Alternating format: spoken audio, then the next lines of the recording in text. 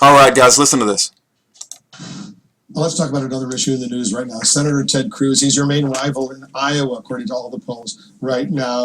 All of a sudden, this whole issue, the fact that he was born in Canada, has come up, whether or not he's a natural-born citizen. You know, the Constitution says no person except a natural-born citizen shall be eligible to the office of president. Do you believe Senator Ted Cruz is a natural-born citizen? I don't know, to be honest, and I like him a lot.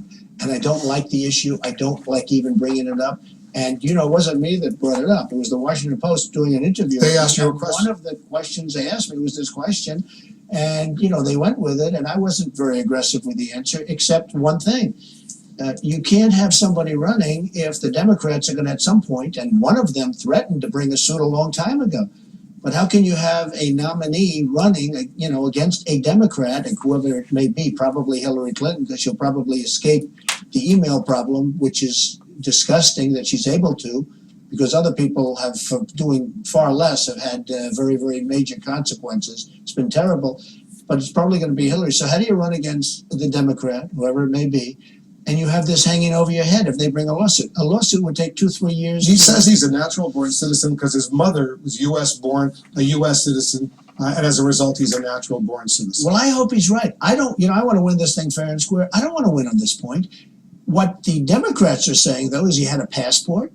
He says he didn't have a passport. He had a Canadian passport. He says his aides say he didn't have a passport. Well, I've heard that he may have been eligible for I think Canadian that's wonderful if he didn't. And I never understood how he did, but everybody tells me he had a joint passport. He had a Canadian birth certificate because he was born in Canada. Well, here's what I think. What I think I'd do, I'd go and seek a declaratory judgment if I was Ted. What does that mean? It means you go to court. Which court? You go to federal court to ask for what's called a declaratory judgment. You go and seek. Okay, did you guys hear that? You go to federal court and ask for a declaratory judgment. So I want to just share my thoughts about this interview, and I've lost good friends because I got people that I know quite well that want to support Ted Cruz, who I think should be hanged on primetime television once he's convicted for treason. And a lot of my friends support Ted Cruz, and I mean not only Ted Cruz but Donald Trump. Hey, you do what you want. It's a free country. I don't really care. I'm reminded of that. I think it's a hymn, or the things of this world grow strangely dim. It's getting so corrupt and so just, you know. But let me share my thoughts here, okay? And what he just said. We heard Donald Trump say he does not like the issue. He does not like bringing it up. He was asked point blank if Ted Cruz is a natural-born citizen. Donald Trump's response was, I don't know. I like him a lot. Really? That's your response? I don't know. I like him a lot? Let me tell you guys something. My wife, who was born in the United States, grew up in Canada. My wife's mother, who is my mother-in-law, is a very patriotic Canadian. And when I go visit Canada, I have to be on my Canadian P's and Q's. She's very patriotic to the country of Canada. And I'll tell you what, even my wife's mother, my mother-in-law, knows that Ted Cruz is not eligible to be president of the United States. Okay? It's very simple. You have to have both your parents be American citizens at the time of birth, and you have to be born on American soil, and that's exactly what's stated in Emmer Devitel's Law of Nations. The Law of Nations is actually mentioned in our Constitution. You can go find that phrase, Law of Nations. It was George Washington's overdue library book. It was the book that was used to develop the Constitution of this country. Commander Kirchner's website, protectourliberty.org, we'll lay it out for you in as great detail as you ever care, and it's not a complicated thing. But for Donald Trump to say he doesn't like the issue, he doesn't like bringing it up, he was asked point blank, and he says, I don't know, I like him a lot, and then he says he wants to win fair and square. What's wrong with winning because your opponent is a usurping fraud imposter who's not eligible to be president and commander-in-chief of our military? What's wrong with that? That is winning fair and square, and you don't like bringing the topic up, Donald? Well, I'll tell you what, and you're pointing... Here's my concern, folks. I'll just lay it all out there, and you guys take it or leave it. But my concern is he's pointing to have Ted Cruz go to get a declaratory judgment from a federal court? You heard it out of his own mouth. Well, my involvement with the Ken Hovind situation has really awakened me to how evil these federal courts are. Judge Margaret Casey Rogers is but one bad apple in an entire cart of bad apples. And the federal court system is a weapon for the executive administration. I guarantee you.